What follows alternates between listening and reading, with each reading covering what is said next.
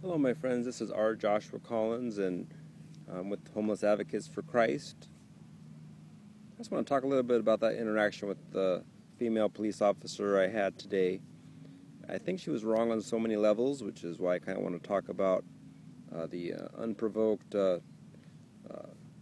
incident. She really shocked me, actually. I'm just out there preaching on the street corner, and she comes, "Hey, RJ, why don't you help this homeless woman that we didn't help just now?" Okay, well, you have cars, houses, money, and I don't. Okay, so who really has the responsibility before God to do something for her? Proverbs 13:8, what does it say?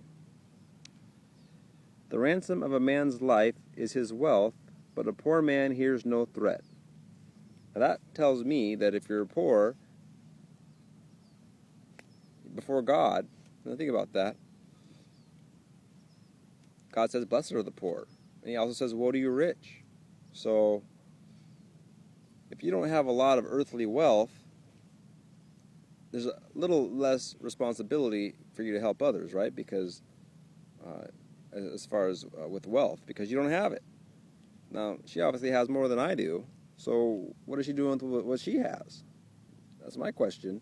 Isaiah 58 says to bring the poor into your own house. Is she going to do that?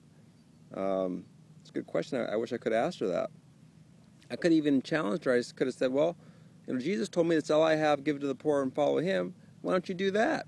Why don't you come live with the homeless and see what it's like out here, and maybe you'll have a little different attitude towards me, because then we'll be on the same level, I guess you could say.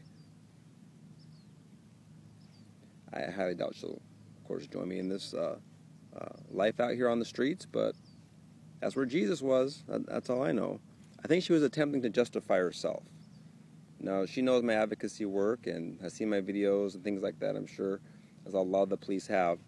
And I think she was trying to possibly belittle me and put me down, or shame me somehow. But how's that going to make her look better when she does things like that? Now, Proverbs 26, I like this here, 24 through 27 says, "Whoever hates disguises himself with his lips, and harbors deceit in his heart. When he speaks graciously, believe him not, for there are 7 abominations in his heart. Though his hatred be covered with deception, his wickedness will be exposed in the assembly. Whoever digs a pit will fall into it, and a stone will come back on him who starts it rolling." Now, I really thought she was trying to dig a pit for me, trying to trap me in a wrongdoing, when I don't have what I would like to have to help people, a facility and things like that, housing, whatever. She started to roll a stone. It says, what's it? Whoever digs a pit will fall into it, and the stone will come back on him who starts it rolling. She was trying to roll that stone on me. I could see that. But thanks be to God, I think I really got the better of her in that little discussion there. And hopefully she'll maybe think about what I had to say, and maybe try to do more instead of trying to ask people that have less to do more. That doesn't make any sense. Like the rich man Lazarus. The rich man, maybe he was thinking, it's not my responsibility. Let that other homeless guy help the other homeless guy. Maybe that's what he was thinking. But where did that get him? Where did his just complete, how would you say? He basically just ignored the homeless guy. It wasn't that he gave him a ticket, or that he took his stuff, which is what some of the police do out here. He just ignored him. And where did that get him? He ended up in hell. So, I don't know. We got to pray for these police, man. Pray for these police to get God's viewpoint on things. I pray for that woman. I pray for her salvation, deliverance from any hatred or animosity she has towards me, which I think some of these police have that. I know some of these police have that towards me. So please pray for them. Pray that they're set free from that, and that they will love like Jesus loved and stand for righteousness. That's all I'm asking. Don't take homeless people's belongings. There's the promise in Proverbs 22, for you guys to encourage you a little bit.